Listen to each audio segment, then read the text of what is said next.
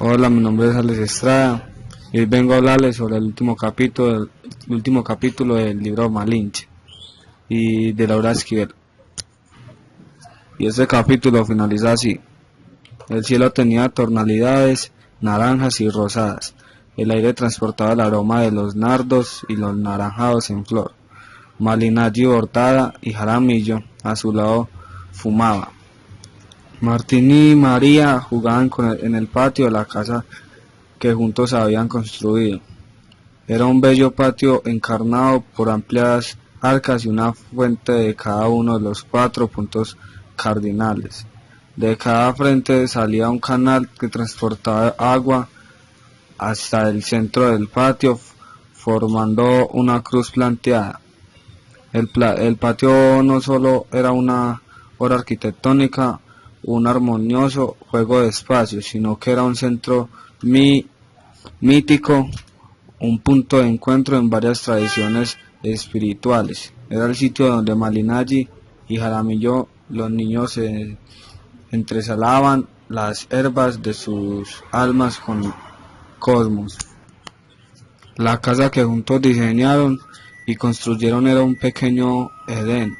Malinalli no podía sino bendecir a los musulmanes que construyeron a la Alhambra y provocaron en el alma de un niño una huella imborrable. Gracias a ellos, entre otros, su casa era un regalo para la visita, para el olfato, para el oído, para el tacto y los juegos de luces, de sombras, las flores y las plantas aromáticas, el murmullo constante del agua, el sabor de los frutos de la huerta, a diario pronunciaban la felicidad. Felicidad, una palabra adquirió significado de manera tardía en la vida de Malinalli, pero que finalmente lo adquirió. Su corazón se alegraba cuando observaba los nuevos brotes de maíz en la milpa que tenía en la parte trasera de la casa. La primera cosecha tuvo sembrado los granos de maíz de su abuela, que siempre había llevado con ella junto a la milpa. Tenía una huerta de donde convivían en armonía las plantas de origen europeo con plantas mexicanas. Malinalli se deleitaba creando nuevos platillos. Jugaba con la cebolla, el ajo, el cilantro y con la albahaca, con el perejil, con el jitomate, con los nopoles, con las granadas, con los plátanos, los mangos, las naranjas, el café, el trigo, el maíz, el cacao. Los nuevos sabores de la comida surgían sin poner resistencia al mestizaje. Los diferentes ingredientes se aceptaban entre ellos sin problema y el resultado era sorprendente. Era importante que sus hijos y ella supieran lo mismo para poder hablar de lo mismo, para caminar hacia el mismo lugar. Tal vez si Jaramillo y ella no hubieran presenciado los mismos acontecimientos, no les sería fácil entender lo que había sido la conquista. Malinalli deseaba entre sus hijos y ella fuera posible la misma complicidad y por eso estaba dispuesta a aprender a leer y escribir en español. Por las mañanas, junto con Martín, se esforzaba en garabatear y letrar números. El que más le llamaba la atención era el número 8. Encontraba que era la representación del mestizaje. Eran dos círculos unidos por el centro, por el infinito entre ambos, por el mismo invisible. En las tardes les gustaba jugar con sus hijos, tomarlos de sus pies y darles vueltas por los aires, como su abuela lo había dicho con ella. Cuando se cansaba los dejaba jugar por su misma cuenta y se sentaba a bordear huipiles mientras sus hijos seguían correteando y Jaramillo. Su esposo dedicaba al tallado en madera. Malinalli consideraba que bordar o tallar la madera, más que actividades externales, era un ejercicio para alimentar la paciencia. La paciencia era la ciencia del silencio donde el ritmo y armonía fluían naturalmente entre puntada y puntada. entre cincel y martillo. Era la base de ese ejército ritual y cotidiano de ambos. Cada año se celebraba con una misa la caída de Tenochtitlán. A Malinalli le molestaba asistir, le molestaba reír a los muertos, los lamentos, los llantos, pero más le molestaba que los rezos se hicieran ante un Cristo crucificado, ante la imagen del nuevo Dios, del Dios de la carne, clavada en la cruz, del cuerpo sangrante. Para ella resultaba horizonte verle, pues su mente siempre había rechazado los sacrificios humanos. Le molestaba la corona de espinas, la sangre coagulada seca. Se provoca deseos que no quiere salvar a ese hombre del tormento, dejarlo en libertad. No soportaba mirarlo. Su sacrificio era en torno y hablaba de que, a pesar de la conquista, no había sido ningún cambio en estas tierras, que nada había servido a la caída del imperio, que el sacrificio había sobrevivido y que sería herencia que dejaban los sobrevivientes, que ese Cristo era en la cruz, era el dolor era muerte sin fin, era eterna muerte. Malinalli no creía que el sacrificio que creara la luz, como tampoco podía ser la luz encontrada en el medio sacrificio. Repentinamente la tarde adquirió un tono gris y el sol fue devorado por la humedad del cielo. Malinalli tenía los ojos húmedos y hermosos y tristes, como si cansados de mirar. Quisieran callar de imágenes al cerebro y borrar de la memoria toda forma y todo reflejo de una conquista y un mundo ilusorio, engañoso. Pronunciaba la palabra Cortés con una voz grave, le dijo: Cortés, por siempre te agradeceré el hijo y el esposo que me diste, el trozo de tierra que amablemente nos regalaste a Jaramillo y a mí para que pudiéramos echar raíces, pero no me pidas que clare, no en ese tono, ya no soy tu lengua, señor Malinche. Hacía mucho que nadie lo llamaba Malinche, lo había dejado llamar así cuando Malinalli se casó con Jaramillo, cuando dejó ser una mujer, cuando se separaron. El fuego salió de sus ojos y su furia contenida se dirigió a ella. ¿Quién? ¿Quién te crees para hablarme así? Jaramillo, que conocía a su mujer como nadie, vio en sus ojos se arrebató de rabia y supo que iba a vomitar sobre Cortés con todo su odio. A Malinalli le era urgente y necesario reencontrando a sus dioses, después de la terrible discusión con Cortés del día anterior. Sentía que no estaba dentro de su cuerpo, que su alma se había escapado, que había huido de evaporado los rayos del sol. Verse reflejada en Hernán Cortés la había dejado confundida. Tenía que enfrentar su parte oscura antes de recuperar la luz. Para lograrlo tenía que realizar el mismo viaje que Cletuals había realizado el anterior de la Tierra.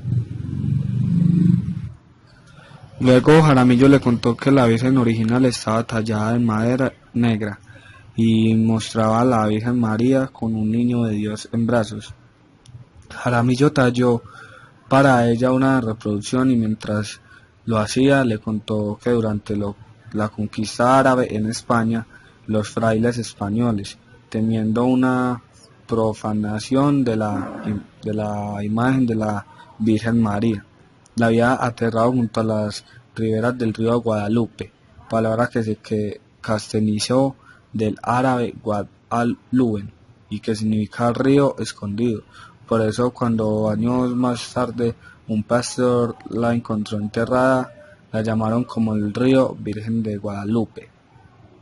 Ese día Malinalli, sentada en el cerro de Tepeyac, después de enterrar su pasado, se encontró a sí misma. Supo que era Dios, supo que era eterna y que iba a morir.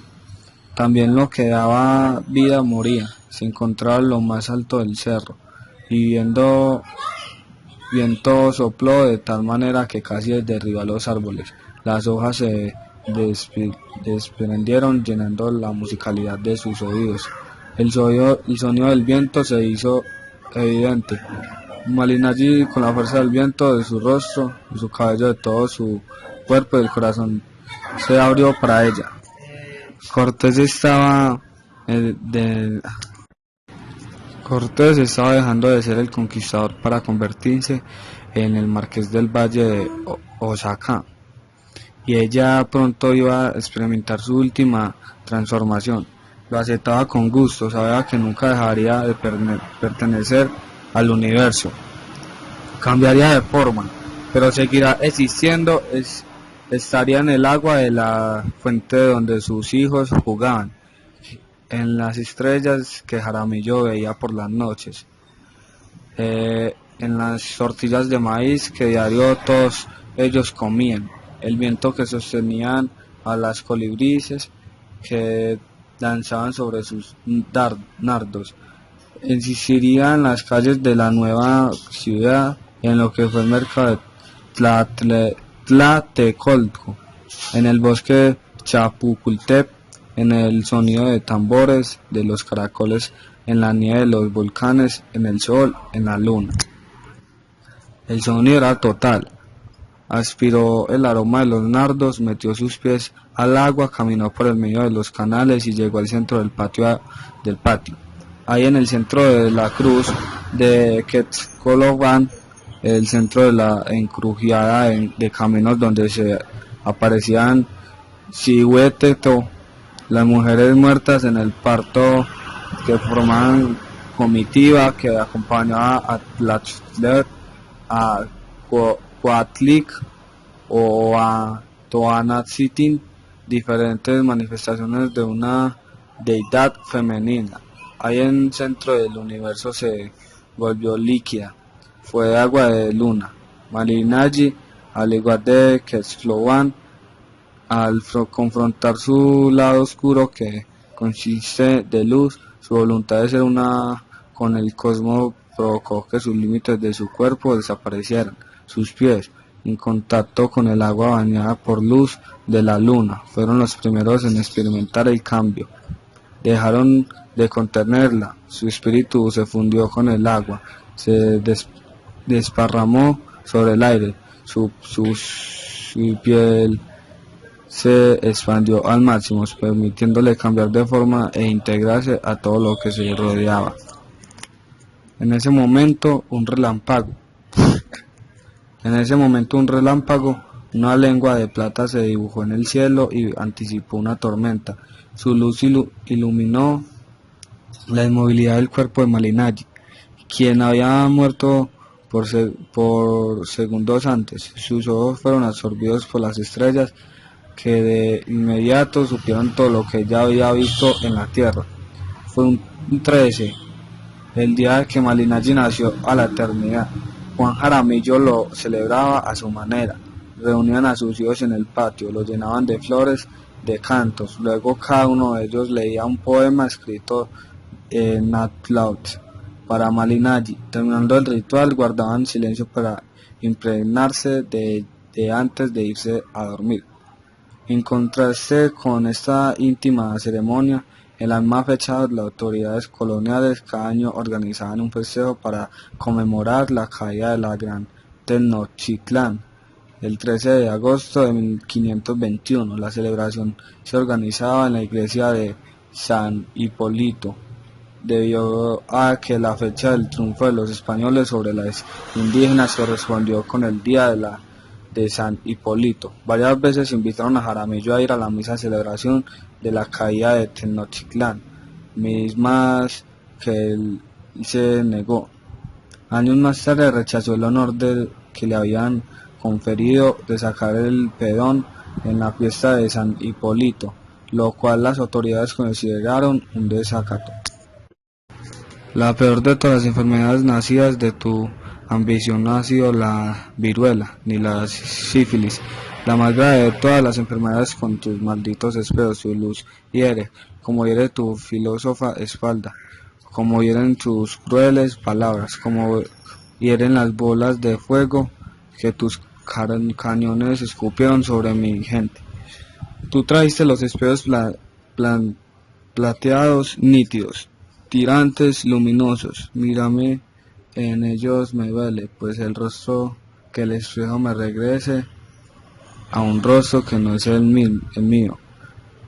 Es un rostro angustiado y culpable, un rostro envuelto por tus besos y marcado por tus amargas caricias. Tus espejos devuelven a mi vista espanto de las muecas abiertas que tienen los rostros de los hombres que se han quedado sin lenguaje y dioses. Tus espejos reflejan la piedra del volcán y futuro sin árbol. Tus espejos como son pozos secos, vacíos, que no tienen espíritu ni eternidad. Entre las imágenes de sus espejos hay gritos y crímenes devorados por el tiempo. Tus espejos distorsionan y enloquecen al ser que se mira en ellos, los contagian de miedo, lo deforman, el corazón lo destrozan, lo sangran y lo maldicen, lo engañan. Con su alma escurricida, quebradiza, falsa, mirarte tanto tiempo en tus espejos te ha enfermado, te ha mostrado una gloria y un poder equivocado. Lo peor de todo es que el rostro que miras en tu espejo, creyendo que era tu cara, tampoco existe. Tus espejos han desvanecido y un lugar te demuestran el infierno alucinante, creado por gentes para maldecir eternamente lo que vive. Ese universo aterrorizante que ha fabricado es el que recorta tu imagen y la congela en el espejo. Tus espejos son terribles como tú. Lo que has oído, Hernán, es haberme mirado a tus espejos en tus negros espejos. A Malinalli le era urgente y necesario reencontrarse y reencontrando a sus dioses. Después de la terrible discusión con Cortés del día anterior, sentía que no estaba dentro de su cuerpo, que su alma se había escapado, que había huido, que había evaporado los rayos del sol. Verse reflejada en Cortés la había dejado confundida. Tenía que realizar el mismo viaje que Tlaloc había realizado por el anterior de la tierra, por el inframundo, antes de convertirse en estrella de la mañana. El ciclo de Venus es el de la purificación, el renacimiento. Venus Tlaloc en determinado momento desaparece, no se le ve el cielo que se introduce en el vientre de la madre tierra, baja al recuperar los huesos de sus antepasados. Malinalli se preparó toda la noche para poder hacer el viaje. Al amanecer se despidió de Jaramillo, su querido esposo, le encargó que cuidara de sus hijos, mientras ella iba en busca de sí misma al cerro de Tepeyac. Se sentía dolida, lastimada, sentía que al atacar a Cortés se había atacado a sí misma. Mientras escalaba al cerro le decía: el agua no ataca al agua, el maíz no ataca al maíz, el aire no ataca al aire, la tierra no ataca a la tierra, el hombre que no se conoce, en ellos quien los ataca, quien los destruye. El hombre se ataca a sí mismo, acaba con el agua, acaba con el maíz, acaba con la tierra, y deja pronunciar el nombre de sus dioses. El nombre que no es su hermano también es viento, es agua, es maíz, es aire, y no puede ver a Dios. Jaramillo talló para ella una reproducción, y mientras lo hacía le contó que durante la conquista árabe en España, los frailes españoles, temiendo una profanación de la imagen de la Virgen María, le habían enterrado junto a las riberas del río Guadalupe, palabra que se castellanizó del árabe Wad Aluen, y que significaba río escondido. Por eso, cuando años más tarde un pastor la encontró enterrada, la llamaron como el río Virgen de Guadalupe. Decía Malinalli sentada en el cerro de Tepeyac, Después de enterrar su pasado, encontró sí misma, supo que era Dios, supo que era eterna y que iba a morir. También lo que daba vida moría. Se encontraba a lo más alto del cerro. El viento sopló de tal manera que casi derribó a los árboles. Las hojas se desprendieron llenando la musicalidad sus oídos. El sonido del viento hizo evidente. Malinalli sintió la fuerza del viento en su rostro, su cabello en todo su cuerpo y el corazón del cielo se abrió para ella. Y en ese momento un relámpago, una lengua de plata se dibujó en el cielo y anticipó una tormenta. Su luz iluminó la inmovilidad del cuerpo de Malinalli, quien había muerto por segundos antes. Sus ojos fueron absorbidos por las estrellas que de inmediato supieron todo lo que ya había visto en la tierra. Fue un 13, el día que Malinalli nació de la eternidad. Juan Jaramillo lo celebra a su manera. Reunía a sus hijos en el patio, nos llenaba de flores, de cantos. Luego, cada uno de ellos leía un poema escrito en Nahuatl. A Malinalli, terminando el ritual, guardaban silencio para impregnarse de ellas antes de irse a dormir. En contraste con esa íntima ceremonia, en la misma fecha de las autoridades coloniales cada año organizaban un festejo para conmemorar la caída de la gran Tenochtitlán. El 13 de agosto de 1521 la celebración organizaba la iglesia de San Hipólito, debido a que la fecha del triunfo de los españoles sobre los indígenas correspondió con el día de San Hipólito. Varias veces visitaron a Jaramillo a ir a la misma celebración de la caída de Tenochtitlán, mismas que él negó. Años más tarde rechazó el honor que le había conferido de sacar el perdón en la fiesta de San Hipólito, lo cual las autoridades consideraron un desacato. Y bueno, queridos oyentes, aquí finaliza mi